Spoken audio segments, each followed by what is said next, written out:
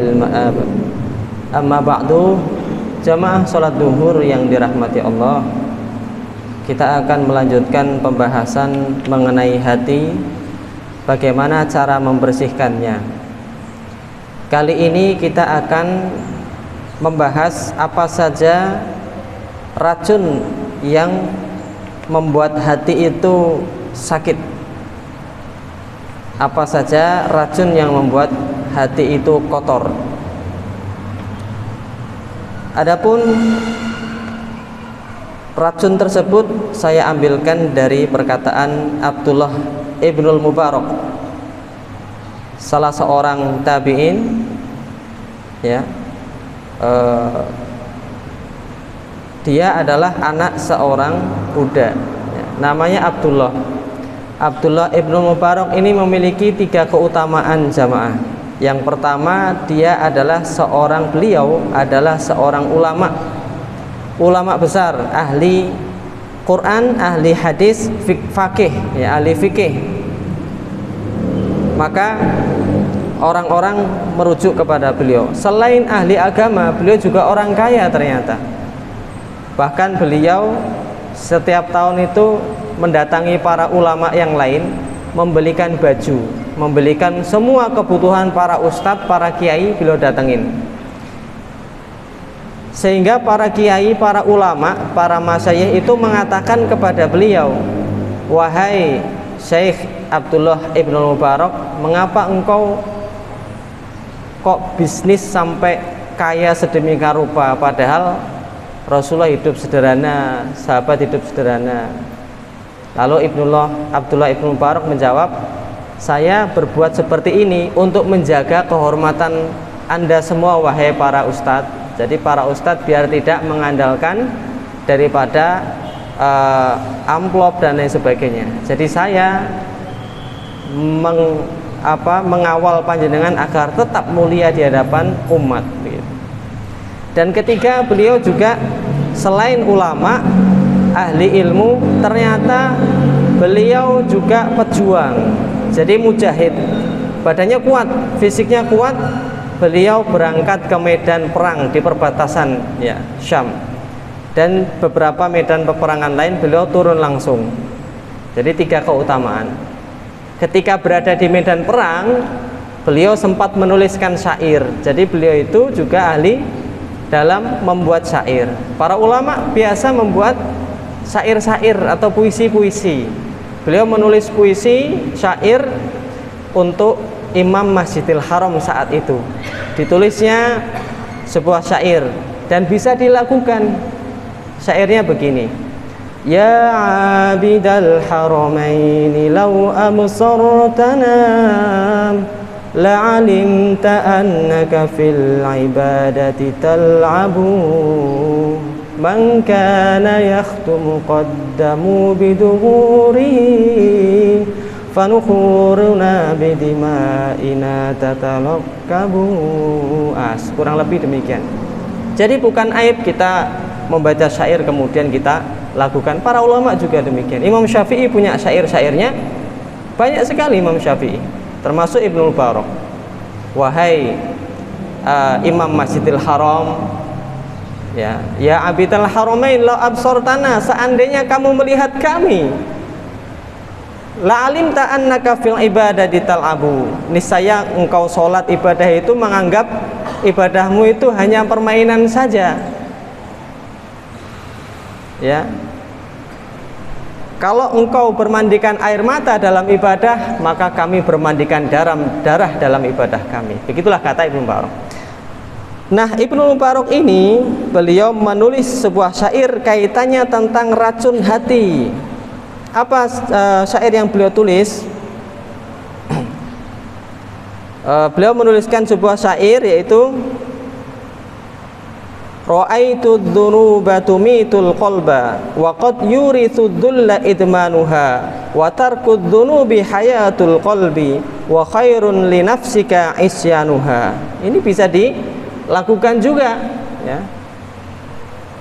Contohnya begini: "Ra'aitu dzunuba tumitul qalba wa qad yurithu dhulla idmanuha wa tarkud dzunubi hayatul qalbi wa khairun li nafsika isyanuha. Begitu para ulama membuat syair. Masya Allah, kan enak didengar, apalagi kita ngerti bahasa Arabnya. Masya Allah, enak sekali ya. Maka kulihat dosa-dosa itu mematikan hati, membiasakan dosa mengakibatkan diri kita terhina, meninggalkan dosa itu menghidupkan hati, menjauhinya dosa tersebut adalah yang terbaik bagi hati.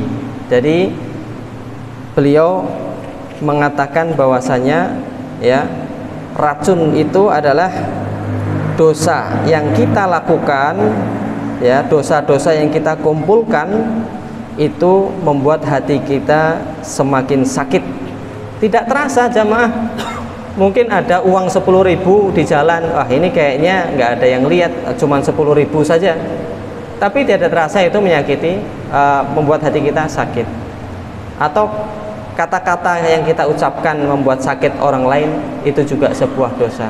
Nah maka kemudian para ulama menyimpulkan sedikitnya paling tidak ada 4 racun hati yang membuat seseorang lama-lama hatinya bisa mati.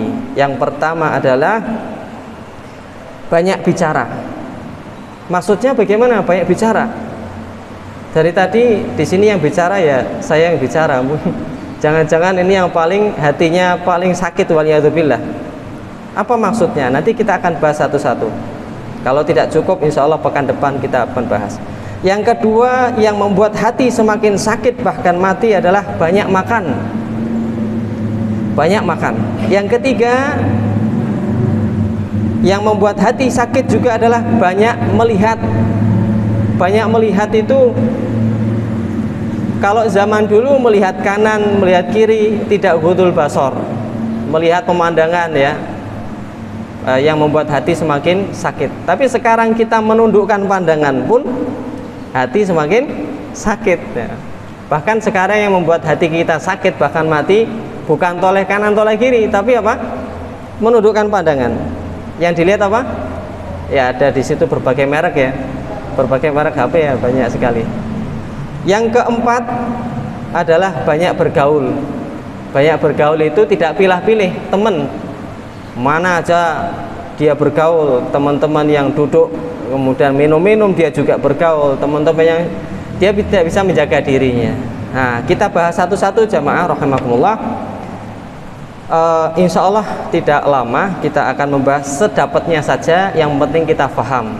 Yang pertama adalah yang mematikan hati banyak bicara.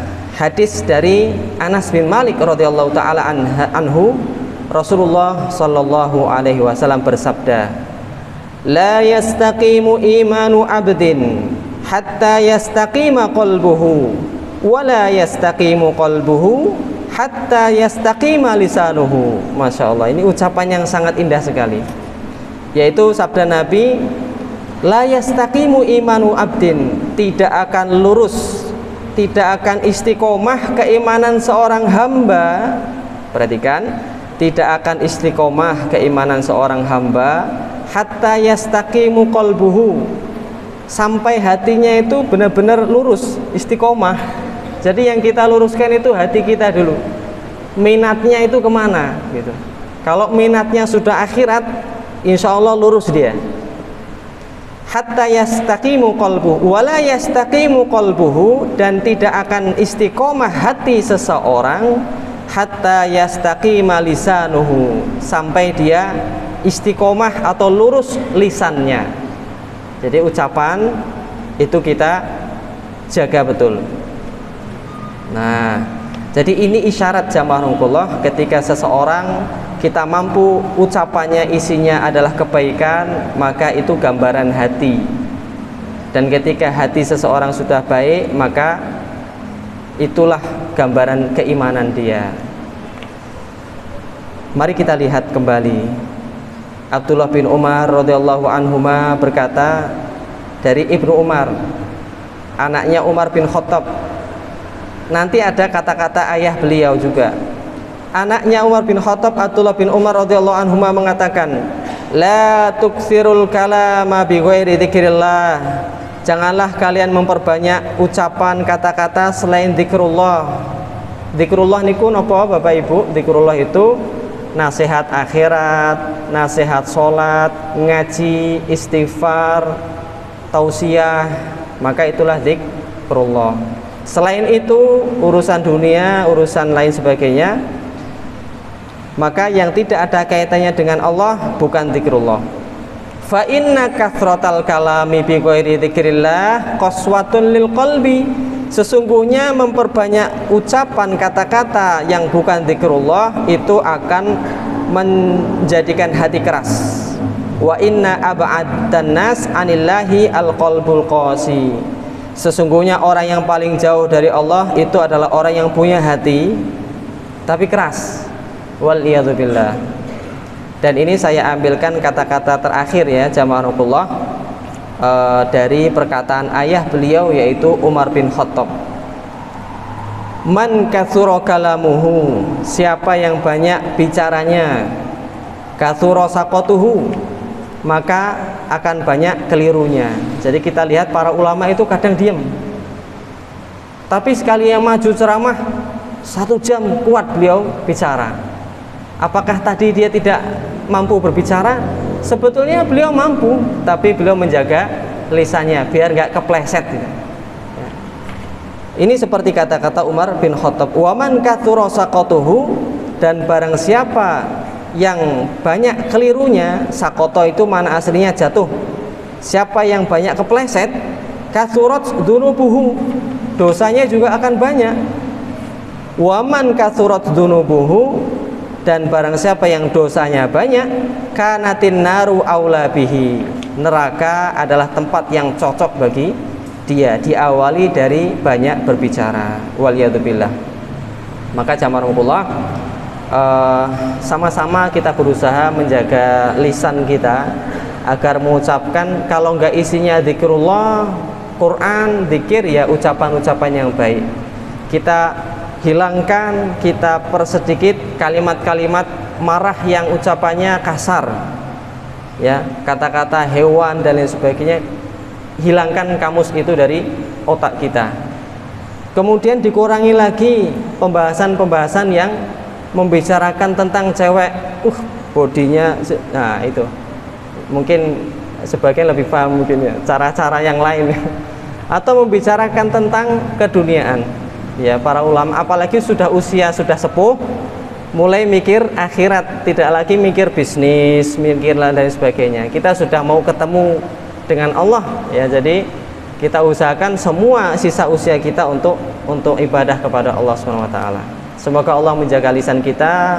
Allahumma ja'alna min ahli taqwa, Allahumma ja'alna min ahli jannah, amin ya rabbal alamin. Subhanakallahumma wa bihamdika asyhadu an la ilaha illa anta astaghfiruka wa atubu ilaik. Assalamualaikum warahmatullahi wabarakatuh.